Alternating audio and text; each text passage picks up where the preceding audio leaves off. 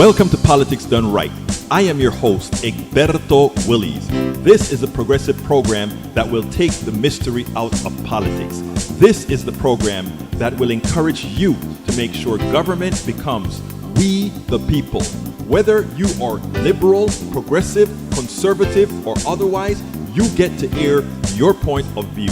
We are an independent media outlet that, unlike mainstream media beholden to corporations, we only owe allegiance to you. Remember, you can also send me a tweet at EGBERTOWILLIES. That is at Egberto Willies. Let us engage. It is Politics Done Right.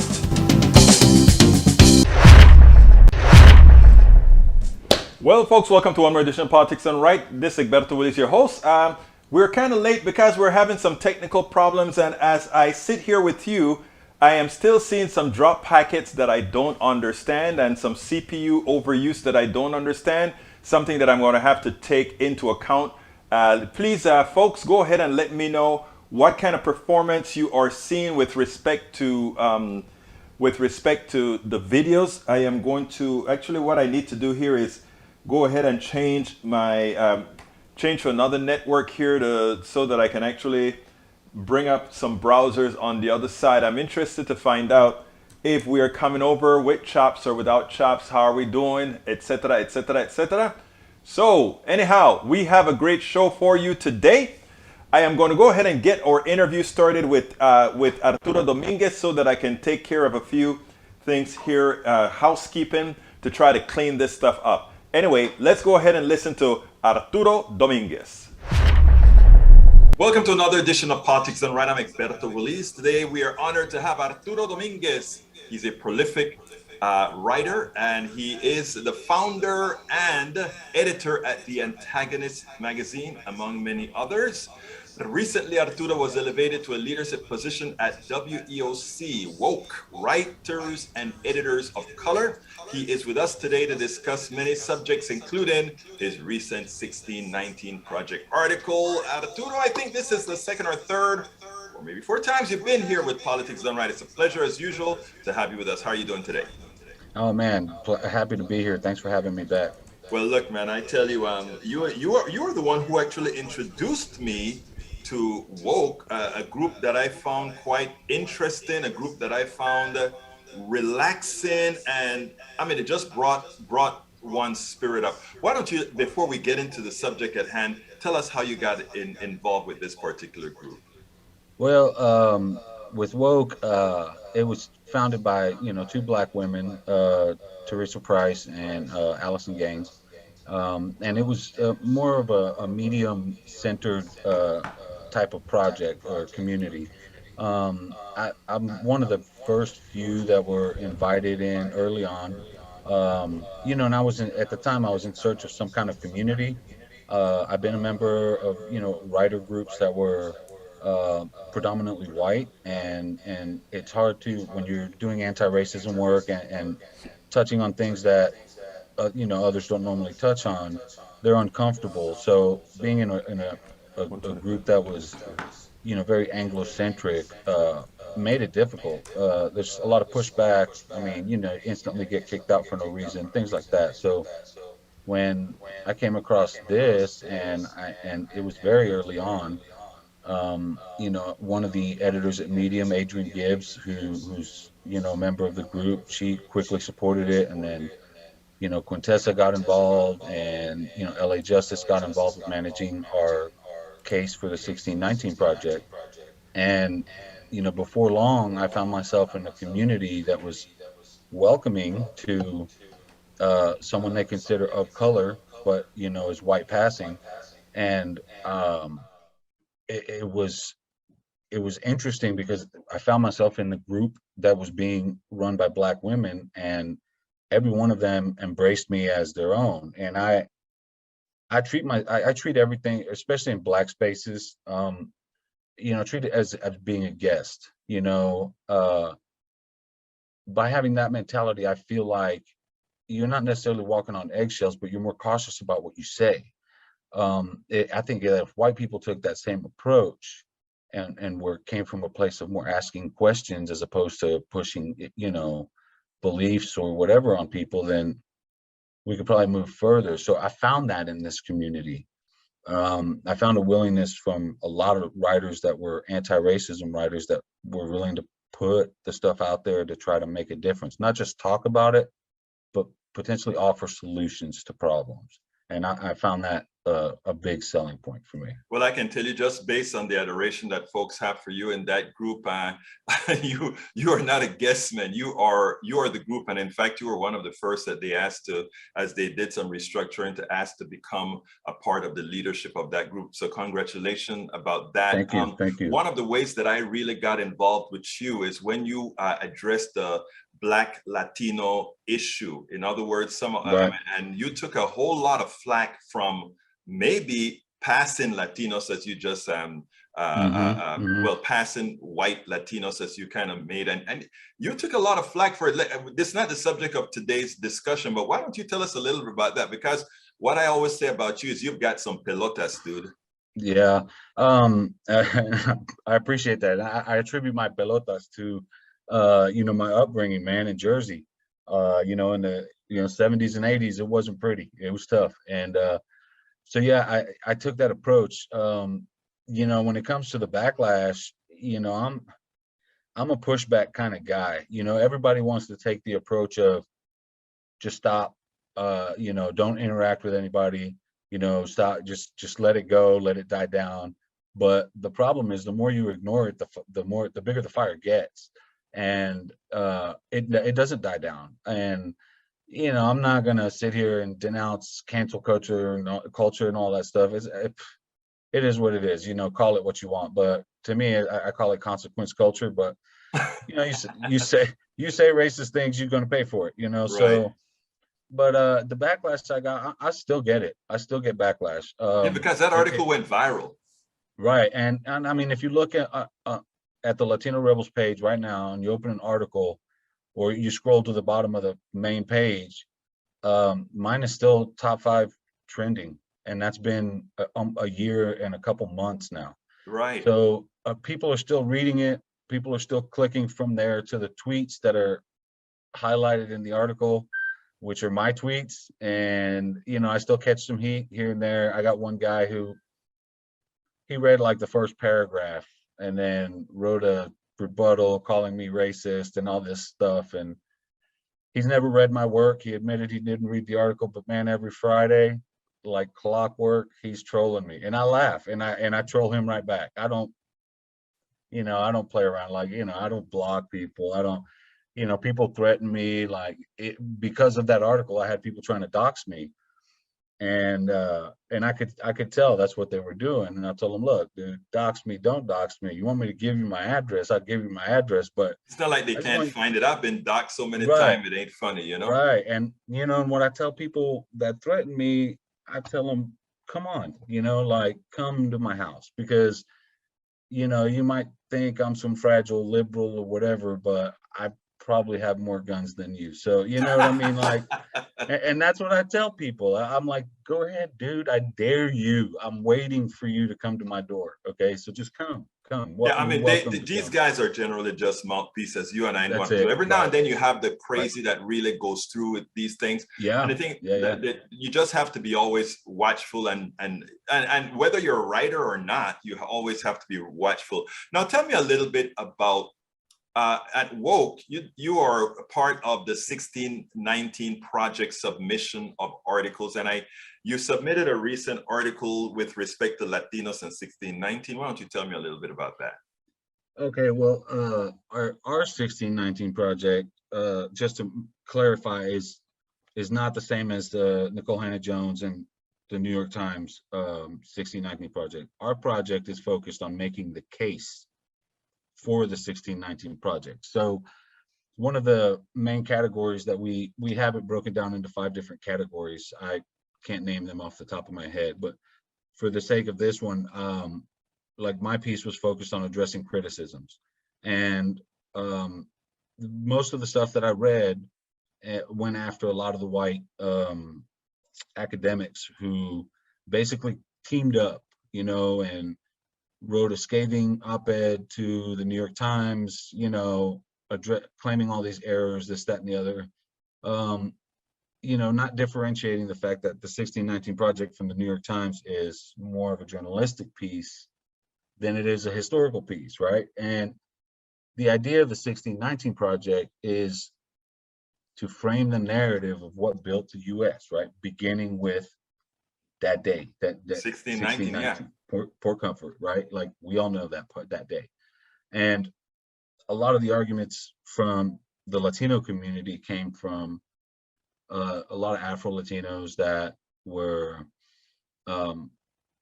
their argument was that Black history in the United States started prior to 1619. And while that's true to a degree, none of those, you know, the Spaniards landing in Panama. St. Augustine in the 1500s, right? But way before 1619, that didn't affect how the United States was built.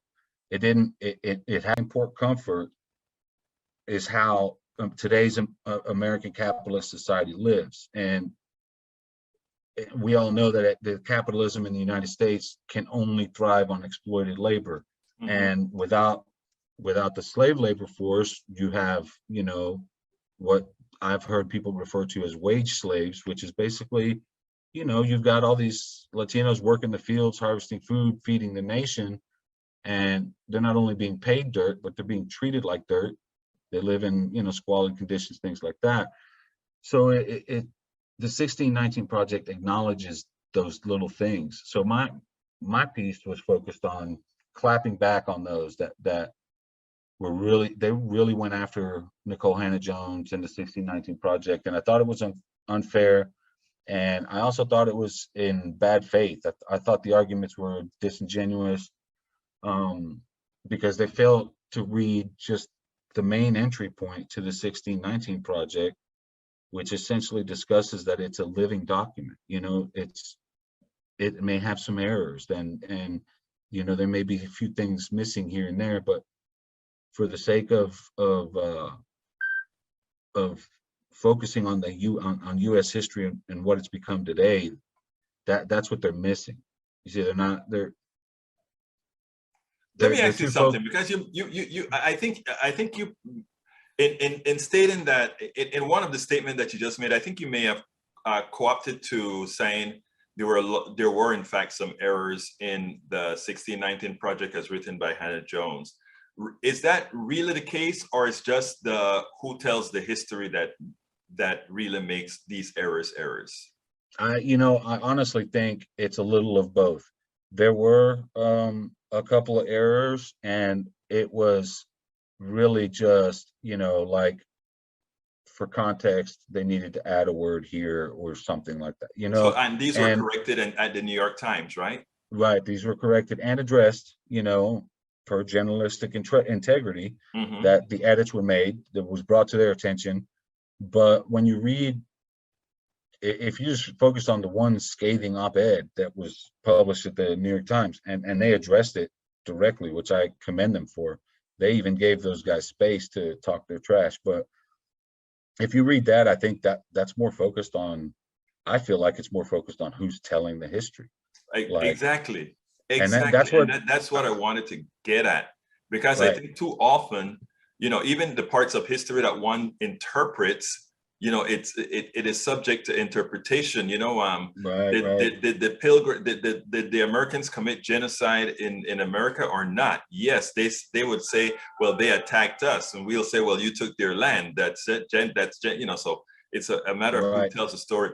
Anyhow, so I mean, now, do you think that the Latinos, the Afro-Latinos that came against Hannah-Jones on these articles were pretty much used, wanted, you know, or because we always have that problem, right? You get a Candace Owen or this new guy that wrote a book about wokeness or whatever it is he wrote about. I can't remember his name right now. Are these guys just being used for their hue, for their color, as a weapon, as a person that they can say, look, even this guy thinks you're wrong? You know, I know a lot of people pointed to that. I can't say that the motivations of some of the Afro Latinos and some, from the academic community and stuff too. I can't say that their motivations were um, anything like that, but I do know that you saw a lot of people point to these individuals and say, look, here's, somebody else that said that disagrees with it too, and they're black, and again, they're failing to realize the difference between, being an Afro Latino and being black in America. There's a big cultural divide there. Like in my article, I mentioned how certain religions from Central and Western Africa still live and still thrive in Latin America, all over the Hmm. place, from Cuba to Colombia. Well, in the U.S., aside from like areas in Louisiana, there's no, that identity's not There's there. no history of that. Right. It's Santeria and been all these other right. things, you know? It's all wiped out. So the black community, that's why they're black and they're not, Congolese or what have you. It's because all of that stuff was erased. Right. So, for Afro Latinos, like in Cuba, there's, direct connections to parts of Western Africa and things, and they celebrate that. And, people don't realize it, but, Cuba's a majority, Black. black and Cuba, mestizo Brazil, country. and several other Latin American countries. Yeah, Right, Caribbean countries. Yeah.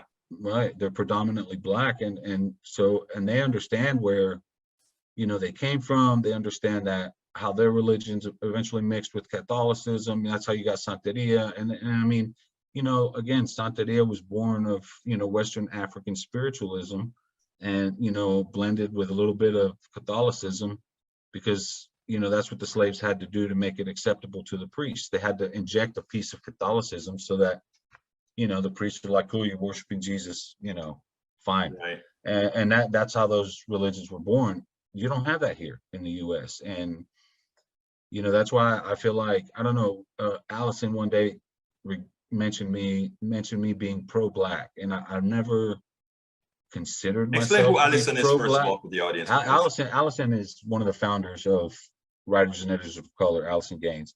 And we were in a chat one day, just, I don't remember what we were discussing, but she mentioned that I was, pro-black Latino writer, and I never saw myself that way, but once she mentioned it, it kind of opened up like another door where I was looking at my work from that light, and I thought, I guess I am a pro-black well, I Latino mean, writer, because I mean, at the end of the day, when I ended my 1619 Project article, and I have it pulled up, but I said at the very end, I said, because without black people, the American dream wouldn't exist. In a sense, everyone owes them for that, even right. the immigrants and Afro Latinos. Even the So Afro Latinos, exactly. right. So yeah, and that's kind of how I feel about it. And I get from that aspect, being that we owe them first, and we owe the indigenous people first before anybody else. And if you look at it from that perspective, then you can begin to understand, why we need to uplift them first. Well, you call it, maybe Allison calls it pro-black. I find you to be a writer, an author that actually just goes out there and tells things the way they need to be told. Because again, too often, and again, and you upset folk in just about every single group. So I mean, it's like you're an equal opportunity offender. Latinos, blacks, whites, everybody. And that Yeah, is the art of that shows an art form from a writer who really means what they're talking about, and one should take seriously. Well, last question here as we come close to the end. Congratulations again for your ascendance at woke, and I won't call you pro-black. I'll just call you pro-humane.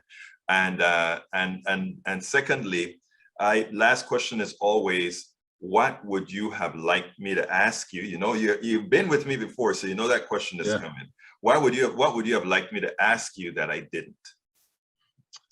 And I don't know why I'm never prepared for this one. Because I wanted to discuss the Writers and Editors of Color group. We did that Go in the ahead, article. please. But yeah, it's an interesting. I like it because in the Writers and Editors Color Group, we do a lot of things, a lot of projects. Like we do the Black History 365 project, which, we write about little known Black history, throughout the year. It doesn't have to just be, Black History Month. The case for the 1619 project has been pretty exciting. We've gotten the attention of Nicole Hannah-Jones. She retweeted my article, and I have to give her credit because I think it was because of her that it blew up, because there was a lot of talk in the Black community and on Black Twitter and in Black spaces about my article, and most of it was positive. And a lot of people were surprised that any Latinos even spoke out against the 1619 project, because a lot of things in the Latino community stay in the Latino community. It's weird like that. But so yeah, I mean, I really enjoyed the project. I enjoy the community, and growing the community. It's a lot of fun. Yeah, I mean, if I could think of what you didn't ask me about, because we did do the White Latinos thing, but I guess maybe about police accountability, because I do a lot of that.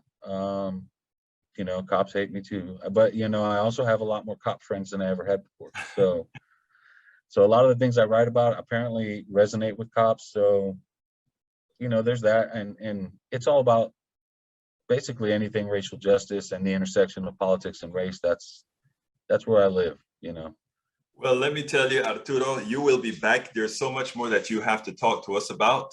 Yeah. It was my pleasure having you, Arturo Dominguez, the editor and founder of The Antagonist magazine, and recently elevated to leadership of the writers and editor of color. Thank you so kindly for having been with Politics Done Right.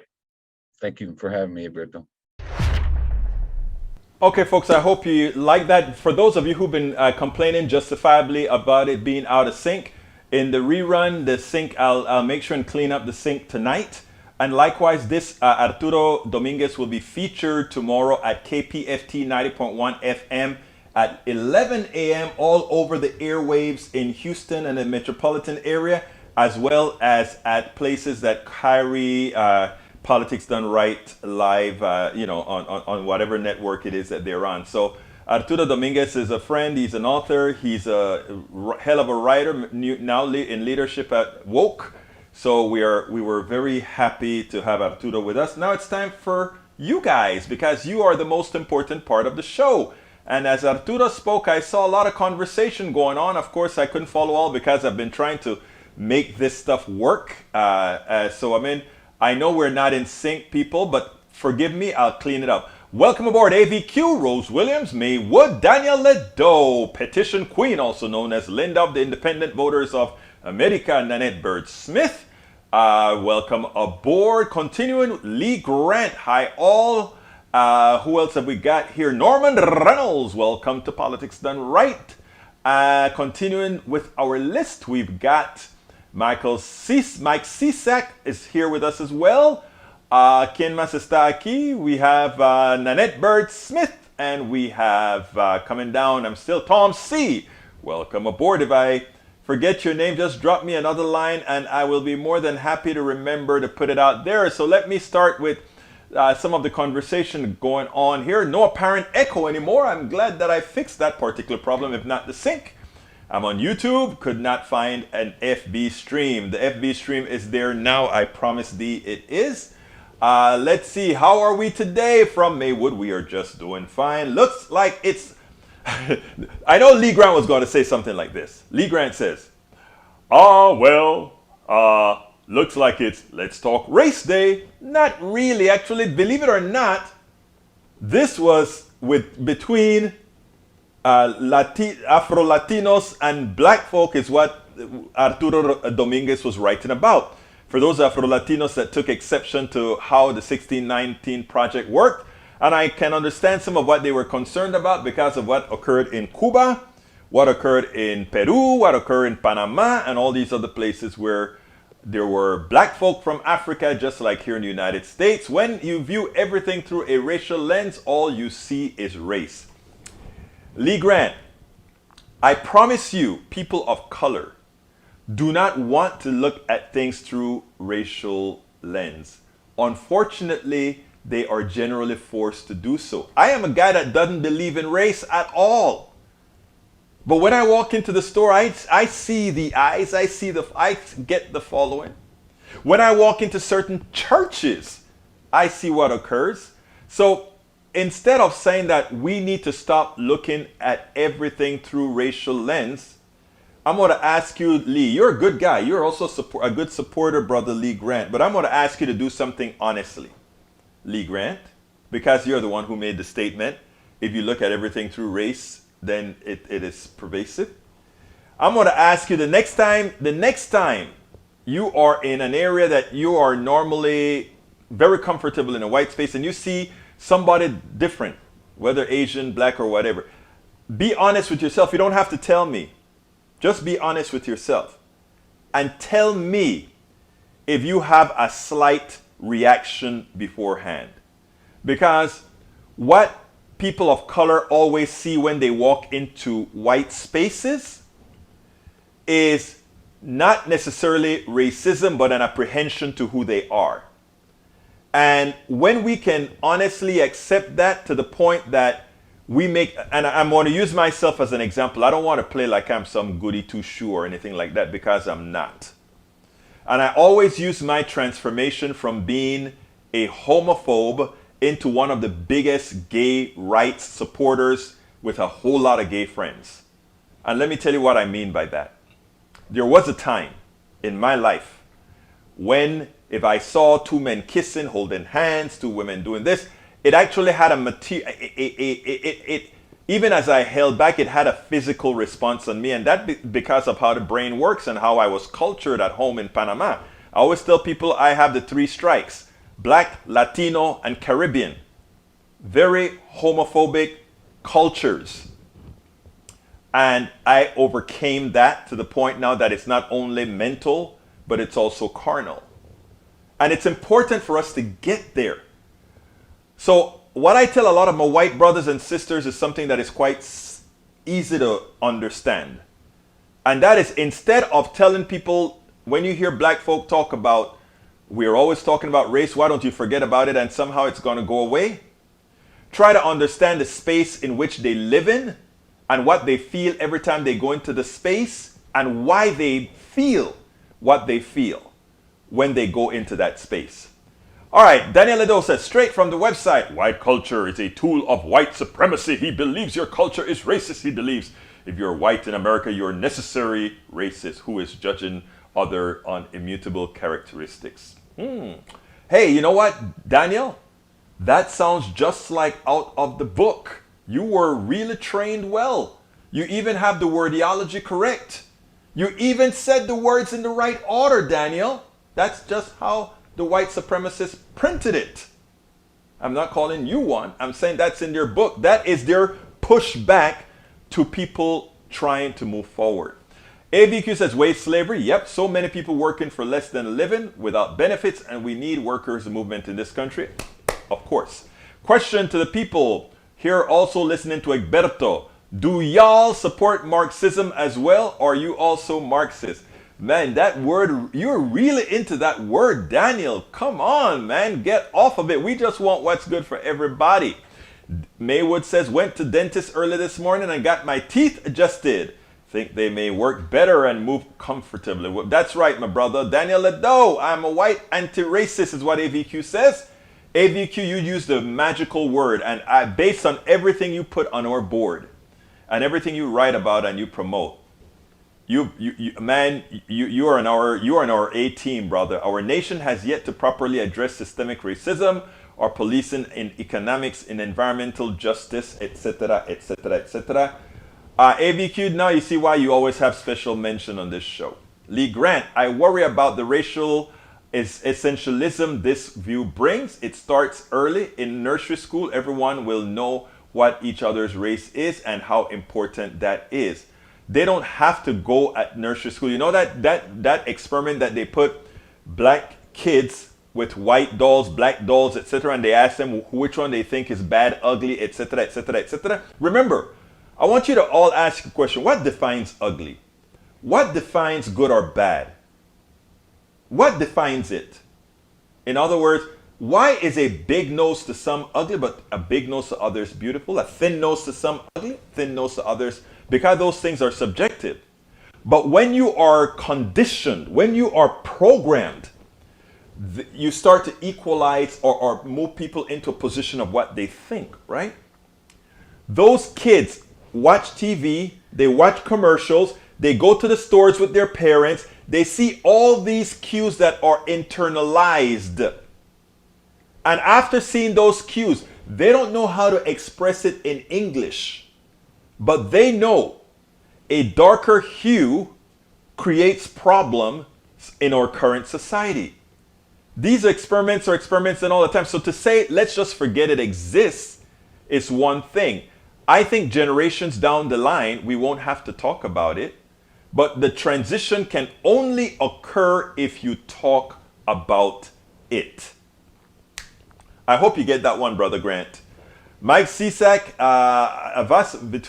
all right, I won't repeat Mike Cisak. Okay, let's see. When Norman Reynolds, when you refuse to see history and current events from time to time through the racial lens, you choose to be ignorant of a driving force in our historical past and the consequences of the past. Exactly. Norman, A+. It's like saying, look, it's like saying I picked your pocket and took all your fortune. And then I wonder, why are you poor? And then I start to help you and give you some of what I stole from you back.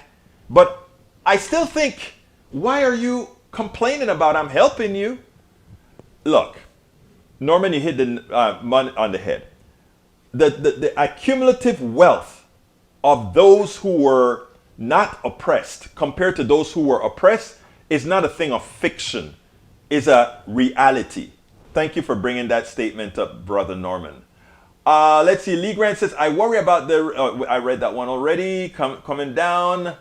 Let's see what else I have here. Essentially, don't treat people like people. What's that, AVQ? I think that was the answer that I missed. I'll have to find this show in FB so I can laugh at you and your crazy ideas. May Wood, leave him alone, May. Tom C says, I'm a groucho Marxist, but some things Karl Marx said make sense, such as capitalism is reckless of the health or length of life of the laborer, unless under compulsion from society. And you know what is so funny about what you just said, Tom? We don't like to admit it, right?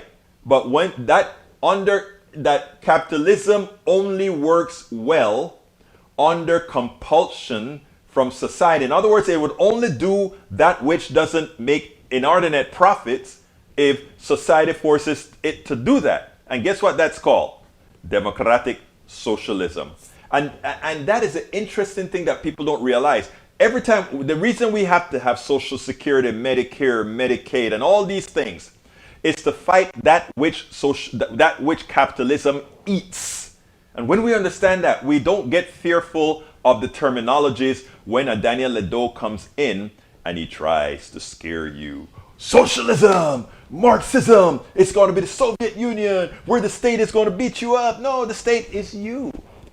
We the people. And we only make it not we the people if we follow the fascist narrative, which is what the right promotes. It's that simple. All right, is there a way to like comments in YouTube? I don't think there's a way to like comments in YouTube. Let's see. Continuing, let's see what I got here. Berto, you're going to have a lot of commentary to read out. Best of luck through all of it. Yeah, I know, brother. I know. Lee Grant, when racism goes away, leftists and progressives will have little to talk about. No, Lee. Lee, come to me, Lee. Come to me, brother. Come to me. And by the way, continue to support us, brother, like that. But come to me, Lee. Here's the deal. Here's the deal. Progressives, it's which one comes first, the egg or the chicken? Progressives speak a lot about racism because it's part of the equation for equity. Okay? That's why. Only reason why. And I'm not copping to progressives are such great anti-racists because they're not. There is no, and I want everybody to hear me good, including some that's going to take offense to this. right-wing ideologues are no more or no less racist than left-wing ideologues. Okay? People are people. They have the same things. Here's the difference in ideology, however. Progressives mean I want to improve. I want to progress. I want to move forward. I want to leave the errors of my way. I'm a progressive not because I am error-free. I am a progressive because I want, for the faults that I have, I want to change. I don't want to hammer down on them. I don't want to lie to people and say America is simply the best and pat myself on the back when I know there are drones killing people, when I know that we're abusing Peru and allowing our oil companies to pollute their resources. I want to say we've made these mistakes and now we're going to atone for them. None of us are innocent. No, I mean, not even the oppressed, those who have been the most oppressed, are innocent or absent of being able to be oppressors themselves. So this is not about perfection. This is about direction. Okay, para ver quién más tengo aquí. We have moved swiftly on to the book burning portion of the proceedings. That sounds like you, AVQ. What's going on, brother? Republicans are running through the fascist playbook so quickly it's hard to keep up. And that is what's going to make it burn out. Remember how viruses die. Remember how some of the plague and these items die. It kills so quickly that it burns itself out. If you can have a disease that is slow burn and a virus that is slow burn and it just goes through you and you live a long time sick and then die.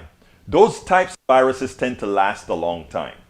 Those pandemics tend to last a long time.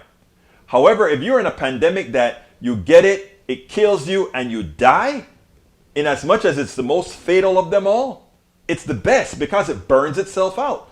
Because the burn rate is faster than the transmission rate. That applies to medicine, it applies to physics, it applies to all these different forms of science. Peggy Lopez says, hi all from the warm days. Snow piling up on the mountains around me here in California. You know what? We need those snow packs to fill back up that Colorado basin, folks. So let's help Peggy Lopez plead for more snowpack. Daniel Ado, well, I'm not going to read that one, but maybe we'll say, yes, warm here in SoCal as well. ABQ, our nation, man, you guys are writing a lot. Our nation has been, I'm going to miss the next video, but you guys rule. Our nation has yet to properly address systemic racism in policing and economics in the environment. You are correct. Egberto, I have a mildly negative reaction to any public displays of affection.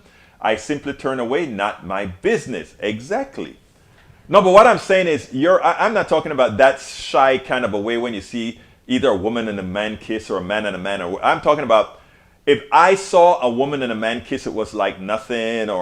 But if I saw two men kiss, if I saw two women kiss, ironically, you know, the male mind, how that goes. But when I saw two men kiss or whatever, it used to drive me crazy because I was a homophobe.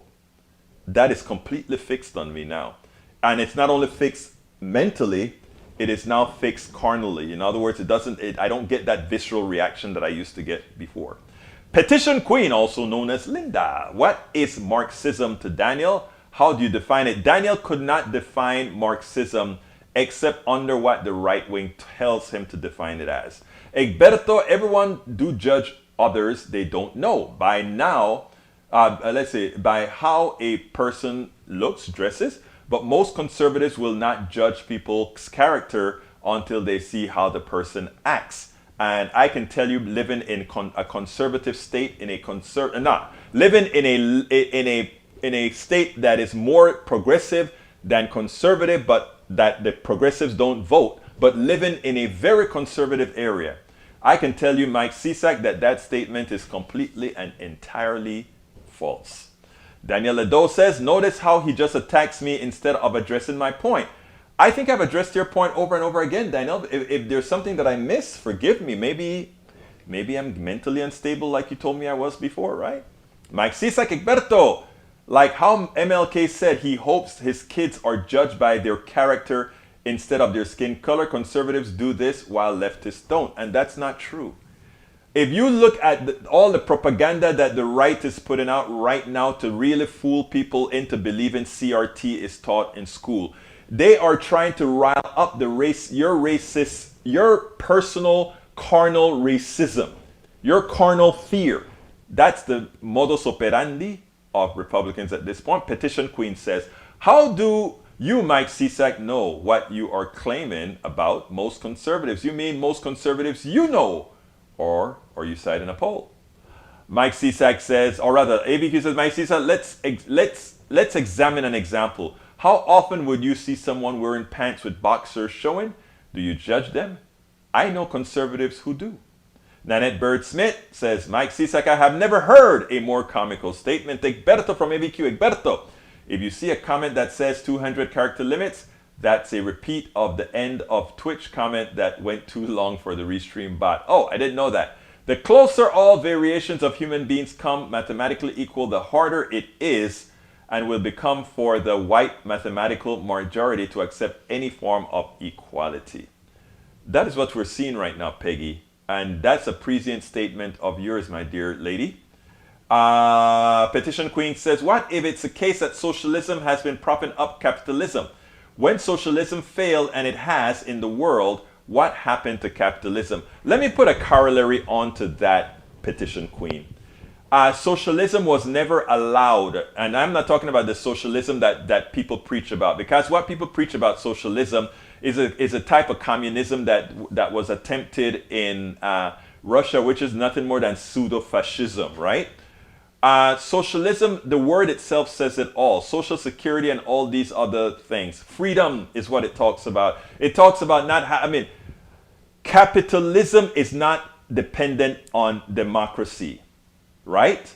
First of all, a corporation is not democratically run. A corporation is run solely by those who invest capital in it, as opposed to a government, social government, where all of us have equal access to success and equal access to define how we are going to live. Now, we have, in America, what we had to do is we had to demonize everything with the word social in it, because we understood that if people understood the draconian nature of unfettered capitalism, they would never go for it. They don't see it as the extension of slavery. They don't see it that way because it has been made antiseptic. And I've gone over that in many details many a times. If you take a look at slavery, the slave owner had to clothe you because you were property and he didn't want you sick. He had to feed you because you were property that he wanted work out of, and he had to turn the food energy into the plantation energy to do the crop, etc. He had to give you medical care because if his machine broke down, he had to fix it so that machine can continue to make him money. So slavery was a very expensive proposition for the master. And yeah, he whipped his slave and all of that just when that slave reached that point that it was no longer profitable for him with a slave of that nature. Capitalism upped the ante. I'm not talking about the executives in capitalism or the tier one people in capitalism that are the managers and the executives and the shareholders. I'm talking about the average worker. The average worker, that guy says, you know, come and work for me. I'll pay you an agreed upon salary. Remember, that master had to pay a lot for healthcare, clothing, food, and make sure you stay alive. In capitalism, you say, I'll work for this, and if I cannot work, go home. If I cannot get health insurance, die, go home. I have no responsibility toward that working unit. That unit that provides me work, I have no accountability to it. Now, early in the 20th century, they made deals with unions and so forth to tie things like healthcare to your job. But they even turned tying healthcare into a liability. Because healthcare was attached to the job, You stayed longer with the job that you wanted to, and it's even get worse because insurance companies now had the ability to say, and if you get sick under insurance and you move job, you no longer had to be covered. You know, we are good at narratives and we are good at telling the stories in such a manner that people just accept it based on the indoctrination they receive. But when you break it down and analyze it and see reality, suddenly it becomes a bit differently. The state beats us up today through low wages, no universal health care, workers paying taxes, corporations causing bad air quality. Exactly. And it's not the state causing that, it's the corporate purchase of politicians. That is why we need a grassroots movement, Peggy Lopez. Nanette Bird-Smith, let's see what else I have here. We're running close on time, so I have to be careful here. Egberto, I had all I can stomach from these so-called conservatives today. They have overrun your show. Thanks for all you do. Thank you, Nanette. Don't do that, Nanette, my dear beautiful lady. That is the idea behind the conservative methodology. Beat you down till you just throw your hands up and don't vote, and then they control everything. That is what you do. We always have to stay in the game and then convert some of them, and we'll convert quite a few of them, to tell you the truth. Rose Williams, trying to create an equitable society and uniform society. Neighborhood in Queens growing up was very diverse. We loved it. You get the point, Rose. But then again, I know you. That's who you are. Masticator, wow, those guys even realize his twisted racism. We're Lee Grant Progues always at war with history. No, we're not. We just tell history, the truthful history. Maywood, thank you. I was wondering if they could see my replies. Egberto, the idea for profit healthcare is solely an American concept. Nearly every other major socialized health, because it makes sense. It's a humane thing to do. Petition Queen says, socialism as opposed to social democracy failed and on its heels witnessed the implosion of capitalism. Both grew out of a past era. The better forms of both have to work things out in a fair debate. Tom C. Socialism is not the same as Marxism. Democratic socialism is highly successful in Scandinavian countries. Exactly. Nordic model combines a market economy and economic efficiency. And I want a market economy. Now, economic efficiency, however, is not relegated to the private sector. Let's look at what's happening today. The inflation today is caused by the private sector. The just-in-time inventory that is now screwing us all was created by the private sector. Efficiency is not relegated solely to the private sector. It's relegated to those who are leading, whether it's the private sector or the public sector. So we need to decouple efficiency and private sector. Efficiency is whoever is doing the job correctly and efficiently. Let's see. A.V. Keith said, no, nearly about it. It's USA is the only country that does not have universal single. You corrected me. You corrected me. I said nearly. Only. You're correct on that point. Look, we're getting close to the end of the program, and you know what I didn't do at all today? I didn't ask anybody to support the show, so I'm going to do that now. So I want to ask you guys to please, if you are on YouTube, click that join button and please become a part of our PDR posse. Become a part of the PDR posse by clicking that join button.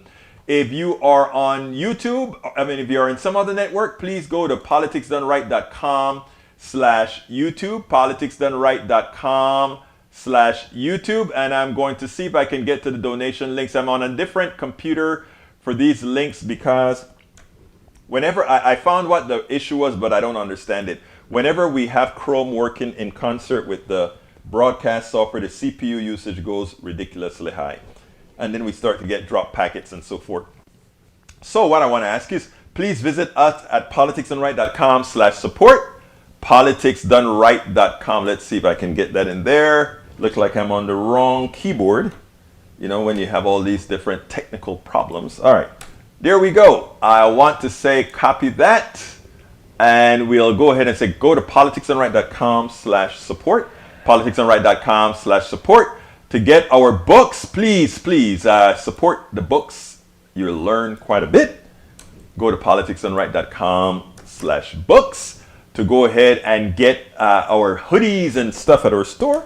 Go to politicsdoneright.com/store. You can also visit us at PayPal and Patreon. That is politicsdoneright.com/PayPal and politicsdoneright.com/Patreon. Look, we are getting near the end. Well, we are at the end of the show. It's actually at 5 o'clock here in the East, 4 o'clock Central, and of course, it is 2 o'clock in the West. Mountain time, okay, I have to remember that. It's 3 o'clock Mountain time. We are in all times. I have people from every single time zone in here. I want to thank you guys for being here. I could not do this without you. You are the essence of Politics Done Right. Please remember to share. I don't want to be just talking to the choir. We're not. We have Daniel Ledo, Mike Cisak, Lee Grant, and several others in the room that are conservative. And they're here all the time. I thank you guys for being here. Stick around. Maybe something will and not only that, bring the fight. Bring the fight. That's what we want. Bring the fight. Anyway, we got to get out of here. My name is Egberto Willies. This is Politics Done Right, and you know how I end this baby. I am what? Out.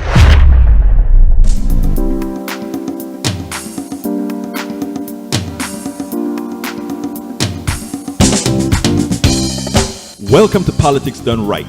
I am your host, Egberto Willies.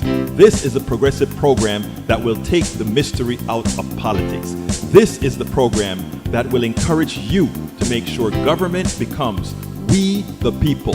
Whether you are liberal, progressive, conservative, or otherwise, you get to air your point of view. We are an independent media outlet that, unlike mainstream media beholden to corporations, we only owe allegiance to you.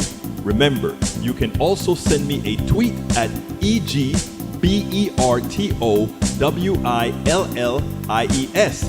That is at Egberto Willies. Let us engage. It is Politics Done Right.